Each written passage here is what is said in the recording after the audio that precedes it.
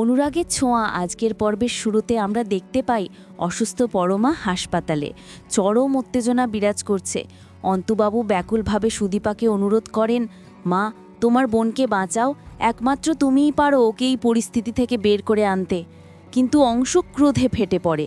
সে চিৎকার করে বলে, এই মেয়ে তো সর্বনাশ ঘটিয়েছে, আর আপনি বলছেন ও পরমাকে বাঁচাবে? ওর জন্যই আমার ভাই বৌমা আজ পুলিশের হেফাজতে। ও আমার পরিবারকে ধ্বংস করে দিয়েছে। অংশু তীক্ষ্ণ দৃষ্টিতে আদিত্যের দিকে তাকিয়ে আরও যোগ করে, আদিত্য, আজকের এই কাজের জন্য তোকে কোনোদিন ক্ষমা করব না। অভ্র, সেই কথাগুলো কি ভুলে গেলি? সুদীপা নীরব যন্ত্রণায় ভুগতে ভুগতে মনে মনে প্রতিজ্ঞা করে, এই পরিবারে আমার আগমন সবাই ভুল চোখে দেখছে, আমি তাদের চোখে অপরাধী। কিন্তু বাবা শিখিয়েছিলেন যে ঘরে সকলে একসাথে থাকে তা মন্দিরের সমান। আমি সেই মন্দিরকে কিছুতেই ভেঙে যেতে দেব না। অন্য প্রান্তে প্রফেসর প্রীতম বসু সুদীপার জন্য উদ্বিগ্ন। সে ভাবে সুদীপাকে এই পরিবার আর গ্রহণ করবে না। সুদীপা, তুমি ভেবো না আমি তোমাকে এই অসহনীয় পরিস্থিতি থেকে দূরে সরিয়ে নিয়ে যাব। তুমি কেবল আমার হবে। হঠাৎ আদিত্য সুদীপার কাছে এসে দ্রুত গলায় বলে, পরমার জ্ঞান ফেরা দরকার। ওর জবানবন্দি ছাড়া অভ্র আর গায়ত্রীকে বাঁচানো অসম্ভব। আমি থানায় যাচ্ছি বলে আদিত্য ধীরে ঘুরি হাসপাতাল ছাড়ে। দৃশ্য পরিবর্তন, দেবতার কাছে কান্না ও ব্যক্তিগত ট্র্যাজেডি। অন্তুবাবু এবং শ্রুতি ঠাকুরঘরের সামনে হাঁটু গেড়ে বসেন ও সুজল চোখে তারা মিনতি করেন, হে ঠাকুর, আমার মেয়েকে সুস্থ করে দাও। ও ছাড়া আমাদের আর কেউ নেই, দয়া করে আমার মেয়েকে ফিরিয়ে দাও। অন্যদিকে পরমার কেবিনের ভেতর ভয়ঙ্কর দৃশ্য। পরমা চোখ খুলে ধর্মর করে উঠে বসে কান্নায় ভেঙে পড়ে, আমি আর বাঁচতে চাই না, আমি এই জীবন রাখব না, আমি নিজেকে শেষ করে দেব। পরমার আর্তচিৎকারে সবাই ছুটে আসে। শ্রুতি তার মেয়েকে জড়িয়ে ধরে কেঁদে ফেলে, মা, কেন এমন করলি? জানিস না তুই আমাদের সব? কেন আমাদের ছেড়ে যাবার কথা ভাবলি? পরমা নিজেকে সরিয়ে নিয়ে রূঢ়ভাবে বলে, মা, আমি অপরাধী, সবার চোখে অপরাধী হয়ে বেঁচে থাকা অসম্ভব। তোমরা যাও, আমার কথা বলার ইচ্ছে নেই। অন্তঃশ্রুতি চলে গেলে সুদীপা পরমার কাছে যায়। সুদীপা নরম সুরে জিজ্ঞেস করে, পরমা, কেন নিজেকে শেষ করতে চাইলে? এটা কোন ধরনের সিদ্ধান্ত?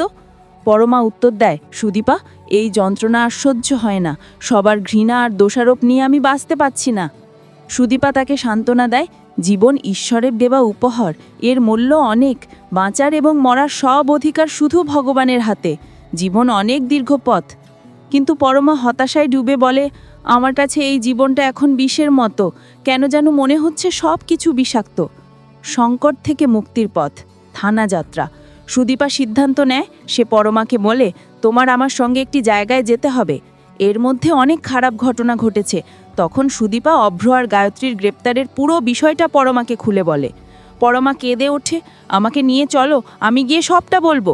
সুদীপা হুইল চেয়ারে করে পরমাকে নিয়ে হাসপাতালের বাইরে আসে। শ্রুতি বাধা দিয়ে জানতে চায়, ওকে কোথায় নিয়ে যাচ্ছিস? ওর শরীর এখন কেমন জানিস? এই অবস্থায় কোথায় ওকে নিয়ে চললি? সুদীপা ব্যাখ্যা করে, ওকে থানায় যেতে হবে। ওর বয়ান ছাড়া অভ্র আর গায়ত্রীকে মুক্ত করা যাবে না। শ্রুতি তখন কঠোর হয়, ওরা না বাঁচুক, আমি আমার মেয়েকে কোথাও যেতে দেব না। পরমা তখন জেদ ধরে, মা, আমাকে যেতে হবে, না গেলে আমি আমার শাশুড়ি আর স্বামীকে বাঁচাতে পারবো না। শ্রুতি তখন শর্ত দেয়, ঠিক আছে, ও যাবে, তবে এই মেয়ে অর্থাৎ সুদীপা আমাদের সঙ্গে যেতে পারবে না। এরপর শ্রুতি আর অন্তু পরমাকে নিয়ে থানার দিকে রওনা হয়। সুদীপা তখন প্রফেসর প্রীতমকে অনুরোধ করে, স্যার, আপনি কি আমাকে একটু পৌঁছে দিতে পারবেন? প্রীতম নিঃশব্দে সুদীপাকে থানায় পৌঁছে দেয়। সেখানে পৌঁছে প্রীতম বলে, সুদীপা, তোমাকে না আসতে বারণ করেছিল, কেন এলে? সুদীপা জানায়, আমি ভিতরে যাব না, বাইরে থেকে শুধু দেখব। আপনার অনেক মূল্যবান সময় আমার জন্য নষ্ট হলো, এবার আপনি যেতে পারেন। পুলিশের জিজ্ঞাসাবাদ ও সত্যের প্রকাশ। পুলিশ স্টেশনের ভেতর রেডিও অফিসার গায়ত্রী আর অভ্রকে একের পর এক প্রশ্ন করে, পরমা কেন আত্মহত্যার চেষ্টা করলো? কেন আপনারা মাঝরাতে বাড়ি ছাড়লেন? আপনাদের মধ্যে কি কোনো পারিবারিক ঝামেলা চলছিল? অভ্র চুপ থাকে।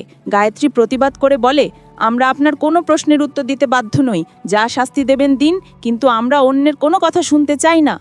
কিছুক্ষণ পর আদিত্য এলে গায়ত্রী তাকেও থামিয়ে দিয়ে বলে, শাস্তি দিন, আমরা মাথা পেতে নেব। অল্পক্ষণের মধ্যে পরমার আগমন ঘটে। পরমাকে দেখে অভ্রর মুখে হাসি ফোটে। পরমা, তুমি ঠিক আছো? শ্রুতি উদ্বিগ্ন স্বরে বলে, আমি ওকে আসতে দিতে চাইনি, কিন্তু জোর করে চলে এলো। এই অবস্থায় কি থানা পুলিশ মানায়? পরমা তখন জবানবন্দি দেয়, অফিসার, ওনাদের কোনো দোষ নেই, আমি সব সময় অপরাধবোধে ভুগেছি, আমি আমার স্বামীকে ঘরে ঢুকতেই দিইনি, তাই তিনি সেই রাতে বেরিয়ে গিয়েছিলেন। তবে একজন আমাকে শিখিয়েছেন জীবন অনেক মূল্যবান। অফিসার বলেন, যে আপনাকে একথা বলেছে সে ঠিক বলেছে, এবার সব ভুলে গিয়ে নতুন করে সংসার শুরু করুন। এরপর পুলিশ নথিতে সই করিয়ে সবাইকে মুক্তি দেয়। বাইরে বেরিয়ে আসার সময় আদিত্য মনে মনে ভাবে, পরমা এসে পরিস্থিতি সামলে দিল, কিন্তু কে ওকে এত সুন্দর করে বুঝিয়েছে? পরমা আর অন্যরা থানা থেকে বের হওয়া মাত্র সুদীপা রাস্তায় বেরিয়ে আসে এবং প্রীতমকে দেখতে পায়। সুদীপা অবাক হয়ে জিজ্ঞেস করে, আপনি এখনও এখানে? আপনাকে তো চলে যেতে বলেছিলাম। প্রীতম বলে, আমি জানতাম তোমার মন খারাপ থাকবে, চলো সামনের কফি শপে বসে একটু কফি খাই। সুদীপা বলে, কফি খাবো না, শুধু আমাকে বাড়ি পর্যন্ত পৌঁছে দিতে পারবেন? ঠিক সেই মুহূর্তে বাইক নিয়ে আদিত্য সেখান দিয়ে যাচ্ছিল। সে প্রফেসর আর সুদীপাকে একসাথে দেখে মনে মনে ভাবে, এই প্রফেসর এই মুহূর্তে এখানে কি করছে? তো বন্ধুরা, এই ছিল আজকের পর্ব। ভালো লেগে থাকলে লাইক কমেন্ট করে জানাতে ভুলো না, আর চ্যানেলটি সাবস্ক্রাইব অথবা পেজটি ফলো করো নতুন আপডেট পেতে। আগামীকাল দেখা হবে। টাটা।